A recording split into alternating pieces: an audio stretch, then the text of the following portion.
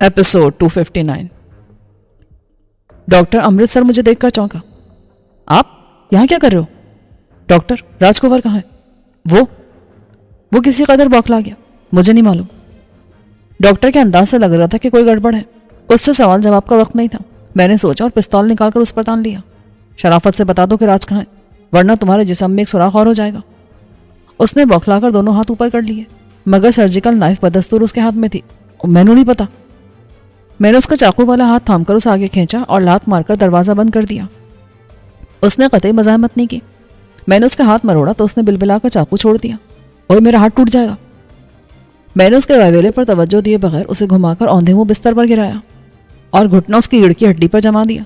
फिर उसके माथे पर हाथ जमाकर गर्दन पीछे खींची तो वो इस पोजीशन में आ गया कि उसकी गर्दन और कमर दोनों टूटने के करीब हो गई। उसने मरती बकरी जैसी आवाज़ निकाली। मैंने सफाक लहजे में कहा, सरदार, मैंने ज़्यादा जोर दिया तो तुम्हारी गर्दन या रीढ़ की हड्डी में से एक कोई चीज़ टूट जाएगी। दोनों सूरतों में तो मरने से बच जाओगे, तब भी हमेशा के लिए बिस्तर पर लेट जाओगे और डॉक्टर से मरीज बन जाओगे। बोलो, क्या तुम ऐसा चाहते हो? नहीं, वो रो देने वाले अंदाज में बोला। तब मेरे सवाल का जवाब दो। राज को यहाँ से कौन और कैसे ले गया है? उसका वही आदमी जो यहाँ निगरानी करता था। मेरी गिरफ्त नरम पड़ गई। रामन, गोरा सा, जिसके माथे पर चोट का निशान है? हाँ, वही हरामी ले जा रहा था। मैं आ गया और पूछा कि मरीज को बगैर इजाजत कहाँ ले जा रहे हो, तो उसने मेरे मुंह पर मुक्का दे मारा। दांत हिला दिया कमबख्त ने। मैंने उसे सीधा किया और पिस्तौल उसके माथे पर रख दिया। कितनी देर हुई है और कैसे ले गया है? पता नहीं जी, बस ले गया। उसने मुझसे जुबान बंद रखने को कहा, पर आप तो उससे भी जालिम हो। उसने तो धमकी दी थी, आप गोली मार दोगे। सिर्फ धमकी दी थी? मैंने शक से पूछा और उसकी तलाशी ली। उसने मज़ाहमत की, लेकिन कोट की जेब से नोटों की गड्डी निकालने से मुझे रोक ना पाया। खबीस आदमी, तुमने उससे भी रिश्वत ली, मेरे बारे में भी बता दिया होगा। मैं मुश्तैल हो गया। वो कांपने लगा। नहीं, मैंने रब दी सौ, मेरे बच्चों दी सौ, मैंने तुम्हारा नहीं बताया। कितनी देर पहले की बात है ये? मुश्किल से 10 मिनट पहले की। बाजी पलट गई थी। जैसा मैंने सोचा था वैसा नहीं हुआ था। रामन राज को निकाल कर ले गया था। अब पता नहीं उसने काम अपनी मर्जी से किया था या बड़े गवर्नर से हुक्म दिया था। मैंने अमृतसर से पूछा, वो उनका आदमी था, फिर इस तरह ले जाने की ज़रूरत क्या थी? पता नहीं जी, मैनू भी हैरत हुई थी।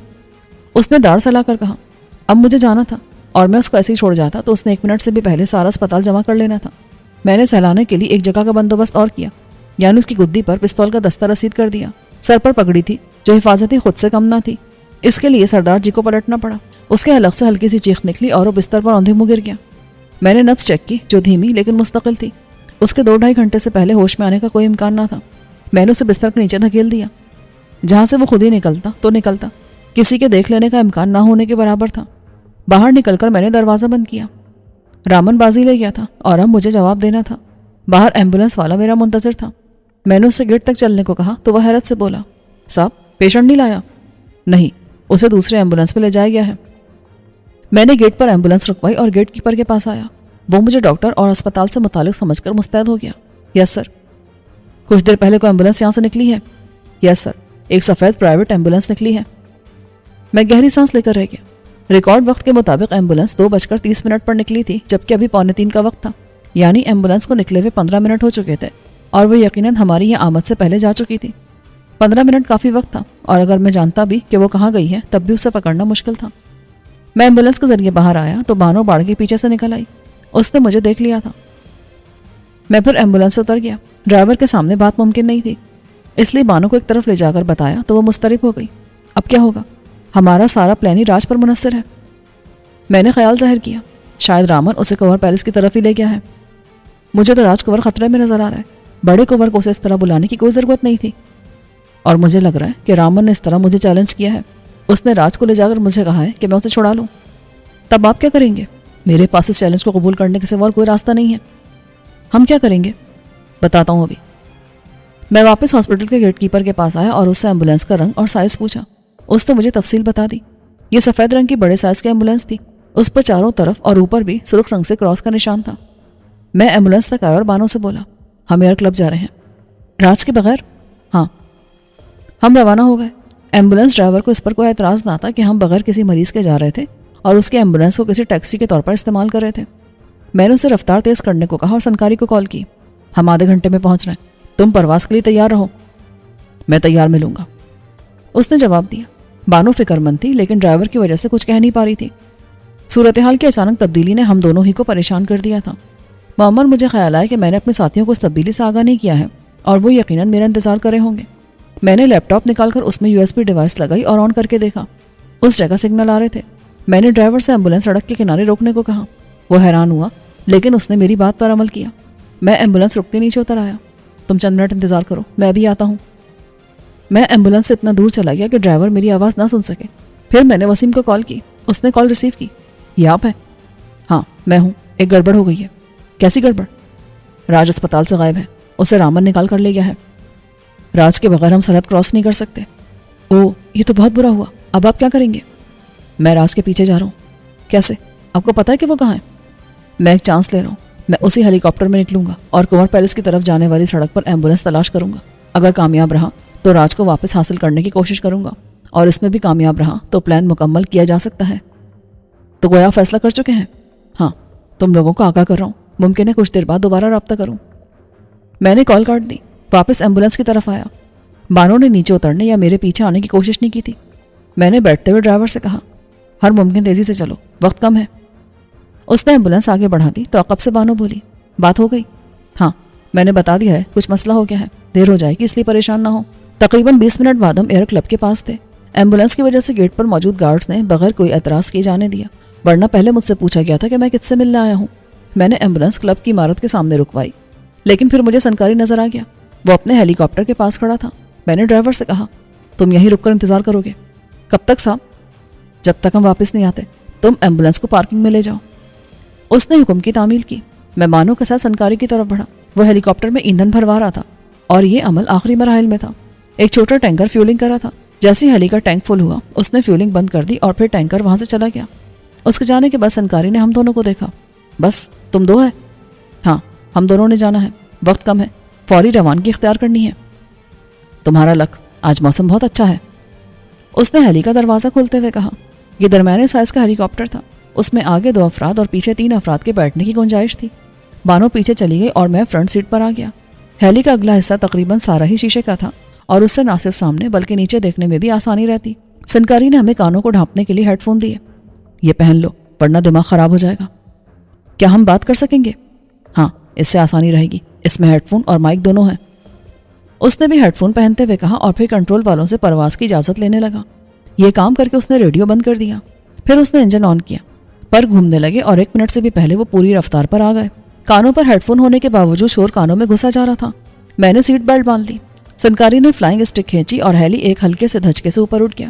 بلندی پر آنے کے بعد سنکاری نے اس کا رخ شمال کی طرف کر دیا۔ اب وقت آ گیا تھا کہ میں اسے گائیڈ کرتا۔ میں نے بلند آواز سے کہا، ہیلی کاپٹر کو شمال کی طرف جانے والی ہائی وے کے اوپر رکھو۔ تم نے ہمالیہ نہیں دیکھنا؟ دیکھنا ہے، لیکن ہم ہائی وے سے دیکھتے ہوئے جائیں گے۔ سنکاری نے نفی میں سر ہلایا۔ یہ ممکن نہیں ہے، اس میں بہت وقت اور ایندھن لگے گا۔ لگنے دو، جیسا کہا ہے ویسا کرو۔ یہ فلائٹ پلان کے خلاف ہوگا۔ اس نے احتجاج کیا۔ وہ وقت ضائع کر رہا تھا۔ اس نے ہیلی بلند کر لیا تھا اور اب مجھے شملہ کے شہر کے ساتھ شمال کی طرف جانے والی ہائی وے بھی دکھائی دے رہی تھی۔ ایمبولینس کو روانہ ہوئے تقریباً 1 گھنٹہ ہونے والا تھا اور اس سڑک پر وہ 30-35 کلومیٹر سے زیادہ آگے نہیں جا سکی ہوگی۔ پیلس تک کا سفر کئی گھنٹے پر مشتمل تھا۔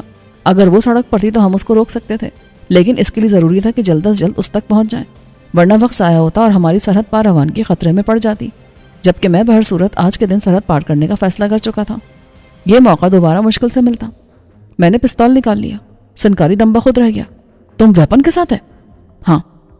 میں نے پستول اس کی گردن سے لگا دیا اور ہاتھ بڑھا کر ریڈیو کا پاور بٹن آف کر دیا۔ جیسا میں کہہ رہا ہوں ویسا کرو۔ ہم کو مارنا مت، ہم ویسا ہی کرے گا۔ فار گاڈ سیک، ہم کو مارنا مت۔ وہ کی کیا آیا؟ گاڈ کے لیے نہیں ماروں گا، اپنی جان بچانے کے لیے ماروں گا، اس لیے شرافت سے رہو اور زندہ رہو۔ بائی گاڈ، ہم شریف رہے گا، ہم زندہ رہے گا، اس نے کہا اور فوری طور پر ہیلی کو شمال کی طرف جانے والی شارہ کے اوپر لانے لگا۔ اس شارہ پر اس طرح چلو کہ اس کا کوئی حصہ نظر سے اوجھل نہ رہے۔ وہ ہچکچایا۔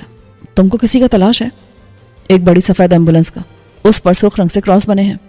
کون ہے اس میں؟ میری محبوبہ، میں اس کے بغیر رہ نہیں سکتا۔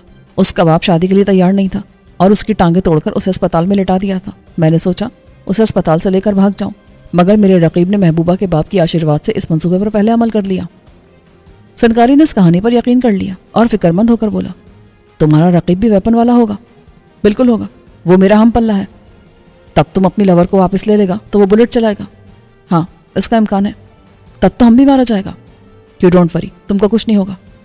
अरे बाबा, जब बुलेट चलता है तो किसी को नहीं देखता, पर बुलेट चलाने वाला देखता है, और मेरा रकीब रकाबत में अंधा है लेकिन आंख से अंधा नहीं।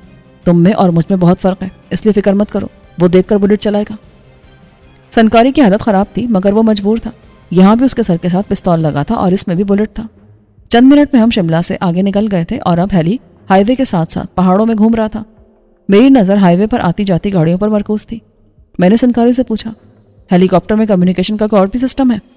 नहीं, रेडियो होता है और एक ट्रांसपोंडर होता है जो चॉपर का बताता है। उसे भी बंद कर दो। उसने डैशबोर्ड पर लगा हुआ एक स्विच ऑफ कर दिया। मुझे तैयारों और हेली में इस्तेमाल होने वाले आलात का इतना इल्म नहीं था। ऐन मुमकिन था कि इसके अलावा भी कोई मवासलाती आला काम कर रहा होता और मुझे उसका पता ना होता। बहरहाल, बहुत कुछ इंसान तकदीर पर भी छोड़ देता है। अपने तौर पर मैं पूरी तरह चौकस था। बानो ने सीट बेल्ट बांध दी थी क्योंकि उसकी सीट सीधी थी और उसमें फिसलने का खतरा था। हम शिमला से कोई 10-12 किलोमीटर आगे निकल आए थे। सड़क के लिहाज से ये फासला कोई 20-22 किलोमीटर था। अब तक एम्बुलेंस नजर नहीं आई थी, लेकिन अब उसके नजर आने का इम्कान बढ़ गया था। इसलिए मैं संभल कर बैठा और सनकारी से बोला, अब हेली को जरा आहिस्ता कर लो। उसने हुक्म की तामील की। उस वक्त वो तकरीबन 100 किलोमीटर फी घंटे की रफ्तार से परवास कर रहा था। सनकारी ने उसे मजीद आहिस्ता कर लिया। अब वो तकरीबन टहल रहा था। बानो कुछ देर बाद बोली, अगर वो मिल गई तो क्या करना है? उसे रोकना है, ये काम मैं करूंगा। मैं भी आपके साथ जाऊंगी। नहीं, तुम हेली में रुकोगी। वो समझ गई कि मैं उसे सनकारी के सर पर छोड़कर जाना चाहता था। जैसे आपकी मर्जी, लेकिन आप अकेले। डोंट वरी, इससे पहले भी मैंने बहुत से मार के अकेले सर किए हैं। मेरे पास 4 अदद पिस्तौल थे, एक साइलेंसर वाला था और उन सब के कई फाजिल मैगजीन्स भी थे, इसलिए असलहे के लिहाज से पोजीशन तसल्ली बख्श थी। मगर दूसरी तरफ रामन एंड कंपनी दांतों तक मुसल्लह होती और उनके पास खुदकार हथियारों की मौजूदगी भी ऐन मुमकिन थी। वो तादाद में भी ज़्यादा होते, इसके बावजूद मुझे उन्हें रोकना था और राज को वापस हासिल करना था। मैं सोच रहा था और बज़ाहिर नीचे देख रहा था, मगर निगाहें फोकस नहीं थी, इसलिए एम्बुलेंस सनकारी ने देखी। वो बोला, वो देखो नीचे। सड़क पर एक बड़ी सफ़ेद एम्बुलेंस जा रही थी। उसकी छत पर फ्लैश पट्टी लगी थी। हुलिये से वही एम्बुलेंस लग रही थी। हेली को उसके करीब लेकर जाओ, मैंने उसे हुक्म दिया। वो हेलीकॉप्टर को नीचे लाने लगा। तकरीबन 200 फुट की बुलंदी से एम्बुलेंस के अतराफ में लगे सुर्ख रंग के क्रॉस भी दिखाई देने लगे। ये वही एम्बुलेंस थी। उसके आसपास कोई दूसरी गाड़ी नहीं थी। इसका मतलब था सब एम्बुलेंस में थे। इससे मुझे उम्मीद हुई कि शायद रामन एम्बुलेंस के साथ नहीं था, मगर ये बात यकीनी थी कि उसका कोई ना कोई गुर्गा या गुर्गे एम्बुलेंस से मौजूद होंगे। अब सवाल यह था कि उसे रोका कैसे जाए।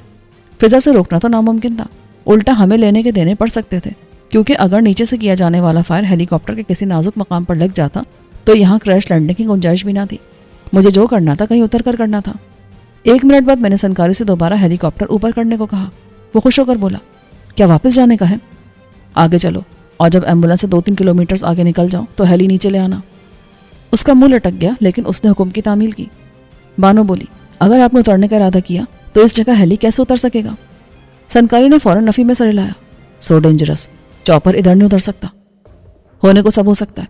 अब हेली नीचे ले आओ, सड़क से 100 फुट ऊपर रखना। ये भी डेंजरस है बाबा। डेंजरस तो ये पिस्तौल भी है, मैंने कहा तो वो बादल नाखास्ता हेली को नीचे ले आया। सड़क के सिर्फ 100 फुट की बुलंदी पर यह अमलन पहाड़ों के दरमियान उड़ रहा था। उसने मेरे कहने पर रफ्तार सुस्त कर ली थी। मेरी नजरें सड़क के साथ किसी मौजू जगह की तलाश में थी। मैं वक्फे से सनकारी से पूछ रहा था कि हम इस जगह से कितनी दूर निकल आए थे जहां एम्बुलेंस देखी थी। वो फासला बता रहा था। तकरीबन 7-8 किलोमीटर आगे निकलने के बाद मुझे एक जगह मौजू लगी। मैंने सनकारी से हेली उसके पास लाने को कहा। वो चॉपर सड़क से सिर्फ 20-25 फुट की बुलंदी पर लाया और मुझे मुत्तला किया, इससे नीचे नहीं आ सकता। यहाँ दरख्त नहीं थे, मगर एक तरफ ढलान थी। अगर हेली ज्यादा नीचे आता तो उसके पंखे ढलान से टकरा सकते थे। मैंने सड़क के दूसरी तरफ ढलान वाली उस जगह को गौर से देखा। ये मुझे अपने काम की लगी। सनकारी, आगे चलो और कोई ऐसी जगह तलाश करो जहाँ हेली उतारा जा सके, लेकिन इस जगह से ज्यादा दूर ना हो। वो कराहा, इधर उड़ाना मुश्किल है, तुम उतारने को बोलता है। रोने के बावजूद उसने हेली आगे बढ़ा दिया था। अब वो सड़क की दूसरी तरफ नीचे की ढलान की तरफ उड़ रहा था और कोई ऐसी जगह तलाश कर रहा था जहाँ हेली उतारा जा सके। इसमें शुबा नहीं कि वो अपने काम में माहिर था। मुनासिब जगह कोई 19 किलोमीटर के बाद मिली। यहाँ सड़क चौड़ी थी और पहाड़ वाली तरफ भी जमीन हमवार थी। किसी कदर कोशिश से हेली को उतारा जा सकता था। सनकारी ने मुझे आगाह किया और हेली नीचे उतारने लगा। वो बहुत एहतियात से काम ले रहा था। अचानक बानो चीखी, ट्रक! सनकारी ने उजलत में बेख्तियार हेली ऊपर किया और मुखालिफ सम से आता ट्रक प्रेशर हॉर्न बजाता नीचे से गुजर गया। मेरी और सनकारी दोनों की नज़र सड़क पर मरकूज थी और खुशकिस्मती से बानो ने आते ट्रक को देख लिया था। اس کے ڈرائیور نے بھی بالکل قریب آ کر ہیلی کاپٹر دیکھا تھا۔ سنکاری نے دہشت زدہ ہو کر چیخ ماری، ڈیم اٹ، ابھی ہم سب مرتا، بائک آؤٹ ہم سب مرتا، تم سب کو مرواتا۔ مرا تو نہیں ہے نا، مرد کے بچے بنو، فلائنگ کرتے ہو، اتنا سا دل ہے تمہارا، ہم بال بچے والا ہے۔ بانو بولی، مجھے تو لگ رہا ہے ٹرک چھوتا گزر گیا ہے، بہت ڈینجرس جگہ بابا، ادھر اترا تو مارا جائے گا۔ اب اترو، میں نے سخت لہجے میں کہا۔ ویسے سنکاری ٹھیک کہہ رہا تھا، اوپر سے سڑک ڈھلان پر گھومتی ہوئی آ رہی تھی۔ یہ پہاڑی کا ایک ڈسک نما حصہ تھا جس پر سڑک گھومتی تھی، اسی وجہ سے پہاڑ یہاں کسی قدر ہموار تھا، مگر سڑک پر آنے والی گاڑی مشکل سے 50 گز پہلے سڑک پر موجود کسی چیز کو دیکھ سکتی تھی، اور 20 کلومیٹر فی گھنٹے کی رفتار سے یہ فاصلہ صرف چند سیکنڈز میں طے ہو جاتا۔ مگر اس کا حل تھا۔ سنکاری نے چاپر نیچے اتار لیا اور میرے کہنے پر اس کا انجن بند کر دیا۔ فوراً ہی اس کا عذابناک شور مدھم پڑ گیا اور 1 منٹ کے بعد اس کے پنکھے رک گئے۔ میرے اشارے پر بانو اور سنکاری نیچے اترے۔ بانو نے اپنا پستول نکال کر اس کا معائنہ کیا اور واپس رکھ لیا۔ یہ سنکاری کے لیے اشارہ تھا۔ میں نے کہا، تم اس کے ساتھ دوسری طرف جاؤ اور سڑک پر پتھر رکھ کر اسے بند کر دو، اس طرح یہ امکان نہیں رہے گا کہ کوئی گاڑی بے خبری میں تمہارے ہیلی سے ٹکرا جائے گی۔ آپ جائیں، ہم یہ کام کر لیں گے۔ بانو بولی۔ میں نے سنکاری کو خبردار کیا، کوئی چالاکی مت کرنا، ورنہ یہ لڑکی تمہیں بے درک شوٹ کر دے گی۔ اگر تم یہاں سے فرار بھی ہو گئے تو بھی ہم تمہارے گھر آ سکتے ہیں، تم چھپ نہیں سکو گے۔ ہم کیا کر سکتا ہے بابا؟ اس نے سر دھاں بھری اور بانو کے ساتھ روانہ ہو گیا۔ میں واپس شملہ کی طرف روانہ ہوا۔ چند منٹ کے بعد میں نے دوڑنا شروع کر دیا، کیونکہ جو جگہ میں نے منتخب کی تھی وہاں تک ایمبولینس 15-20 منٹ میں پہنچ سکتی تھی، اور اس میں سے 10-12 منٹ گزر چکے تھے۔ مجھے جگہ کا معائنہ کرنا تھا اور پھر لاہ عمل طے کرنا تھا۔ چند منٹ بعد میں اس مقام پر تھا، اور ابھی دور پہاڑوں میں بل کھاتی سڑک پر ایمبولینس نمودار نہیں ہوئی تھی۔ میں نے سڑک کے کنارے اتر کر اس جگہ کو دیکھا۔ یہاں ڈھلان پر تقریباً 40 درجے کے زاویے سے ہموار جگہ تھی، اور کوئی 10 گز نیچے پاس بڑے بڑے تنوں والے مضبوط درخت لگے تھے۔ میں نے ان کا معائنہ کیا۔ اگر ایمبولینس اس ڈھلان پر اتر جاتی تو یہ درخت اسے مزید نیچے گرنے سے روک سکتے تھے، مگر اس کا بھی امکان تھا کہ وزنی اور بہت قوت سے آنے والی ایمبولینس ان درختوں کو بھی گرا کر نیچے کھائی کی طرف نکل جاتی۔ ذرا آگے ڈھلان یکدم بہت زیادہ ہو گئی تھی، اور اس صورت میں ایمبولینس تقریباً 200 فٹ نیچے گرتی اور کسی کے بچنے کا سوال ہی پیدا نہیں ہوتا۔ میں اوپر واپس آیا تو ایمبولینس نمودار ہو چکی تھی۔ وہ ابھی تقریباً 1 کلومیٹر دور تھی، لیکن وہ جس رفتار سے آ رہی تھی اسے یہاں تک آنے میں چند منٹ سے زیادہ نہیں لگتے۔ میں نے ایک مناسب جگہ دیکھی اور پھر سڑک کے ساتھ ڈھلان پر اس چھوٹے سے پتھر کے ساتھ دبک گیا، جو مجھے پوری طرح چھپا تو نہیں سکتا تھا، لیکن یہ کسی جوابی حملے سے کسی قدر تحفظ دے سکتا تھا۔ میں نے 2 پستول نکال لیے تھے، سائلنسر والا چھوڑ دیا تھا اور چوتھا بانو کے پاس تھا۔ سائلنسر والا زیادہ کارآمد لیکن طاقت کے لحاظ سے کم تھا۔ اس وقت مسئلہ رازداری کا نہیں بلکہ دشمن کا سر کچلنے کا تھا کہ وہ ذرا بھی مزاحمت کے قابل نہ رہے۔ ایمبولینس اب اس موڑ تک آ چکی تھی جہاں سے وہ مستقل میری نظر میں رہتی۔ یہاں سڑک کوئی 150 گز تک سیدھی تھی اور پتھر کے پاس سے یہ تقریباً یو ٹرن لے رہی تھی۔ ایمبولینس خاصی رفتار سے آ رہی تھی۔ فرنٹ سیٹ پر 2 افراد تھے۔ دور سے ان کی صورتیں واضح نہیں تھیں، پھر سورج ان کے عقب میں چلا گیا تھا اور اس وجہ سے بھی صاف دکھائی نہیں دے رہا تھا۔ میں تیار تھا۔ ایمبولینس کوئی 30 گز دور تھی کہ میں پتھر کی آڑ سے نکل آیا۔ میرے دونوں ہاتھ سیدھے تھے اور میرا نشانہ ایمبولینس کا اگلا بایاں ٹائر تھا۔ میں نے فائرنگ شروع کی۔ میری انگلیاں مشینی انداز میں چل رہی تھیں۔ تیسری یا چوتھی گولی پر ٹائر دھماکے سے پھٹا اور ایمبولینس لہرائی۔ اس کا رخ ڈھلان کی طرف ہو گیا۔ اسی وقت ڈرائیور اسٹیئرنگ گھما رہا تھا، مگر ٹائر کے برسٹ ہونے سے وہ ناکام رہا۔ تب میں نے دیکھا کہ ڈرائیونگ سیٹ پر رامن تھا، دوسرا آدمی اس کے برابر میں بیٹھا تھا۔ ان کے پاس اتنی مہلت نہیں تھی کہ جوابی کارروائی کر سکتے۔ ایمبولینس کا رخ میری طرف ہوا تھا۔ میں نے ذرا پیچھے ہوتے ہوئے اس بار پچھلے بائیں ٹائر کو نشانہ بنایا۔ ایمبولینس بری طرح لڑکھڑا رہی تھی اور رامن یقیناً اسٹیئرنگ سے کشتی لڑ رہا تھا کہ گاڑی کو کھائی میں جانے سے روکے۔ اس کی یہ کوشش میں نے دوسرا ٹائر برسٹ کر کے ناکام بنا دی۔ جیسے ہی ٹائر پھٹا میں نے پیچھے کی طرف چھلانگ لگائی اور ایمبولینس تقریباً مجھے چھوتی ہوئی گزر گئی۔ میں ڈھلان پر گرا اور لڑکتا ہوا نیچے جانے لگا۔ پستول میں نے وہیں چھوڑ دیے تھے اور ہاتھ مارتے ہوئے خود کو روکنے کی کوشش کرا تھا۔ ڈھلان زیادہ تھی اور میں زور سے پیچھے آیا تھا۔ پھر ایک پودے نے سہارا دیا۔ میں نے اسے پکڑا مگر وہ فوراً ہی جڑ سے اکھڑ گیا۔ البتہ اس ذرا سے سہارے نے میری رفتار کم کی اور میں قلابازی کھا کر پیٹ کے بل ڈھلان پر گرا۔ سیدھا گرنے کے باوجود موومنٹ زیادہ تھی۔ حرکت کرتا جسم سر سے اٹھ کر دوبارہ گرنے کے لیے زور لگا رہا تھا۔ اگر میں ایک بار اور قلابازی کھا جاتا تو اس کے بعد اس ڈھلان پر رکنا ممکن نہیں تھا۔ میں نے آخری کوشش کی اور پورا جسم سخت کر لیا۔ میں دباؤ کو اتنا کم کر چکا تھا کہ دوبارہ منہ کے بل ڈھلان پر گرا۔ منہ بچانے کا وقت نہیں تھا۔ اگر ہاتھ آگے کرتا تو اس کا جھٹکا مجھے دوبارہ پیچھے لے جاتا، اس لیے میں نے خود کو سینے کے بل گرنے دیا اور ہاتھ پیچھے کر لیے۔ جھٹکے سے منہ زمین سے ٹکرایا۔ خوش قسمتی سے یہاں پتھر نہیں تھا بلکہ مٹی تھی۔ اس کے باوجود خاصی چوٹ آئی۔ بہرحال اس وقت جان پر بنی تھی۔ زمین پر گر کر میں اس سے چمٹ گیا۔ چند لمحے پڑا میں ہانپتا رہا، پھر تیزی سے اٹھا۔ جب تک میں خود کو گرنے سے بچانے کی جدوجہد کر رہا تھا میں ارد گرد سے مکمل غافل ہو گیا تھا۔ مجھے نہیں معلوم کہ ایمبولینس کے ساتھ کیا ہوا اور وہ کہاں گئی۔ میں اتنا غافل تھا کہ میں نے کوئی آواز بھی نہ سنی۔ اوپر آتے ہوئے میں نے اپنے دونوں پستول اٹھائے۔ لڑکنے کے دوران مجھے چوٹیں آئی تھیں، لیکن فی الحال ان کی طرف توجہ دینے کا وقت نہیں تھا۔ ایمبولینس سڑک پر نہیں تھی۔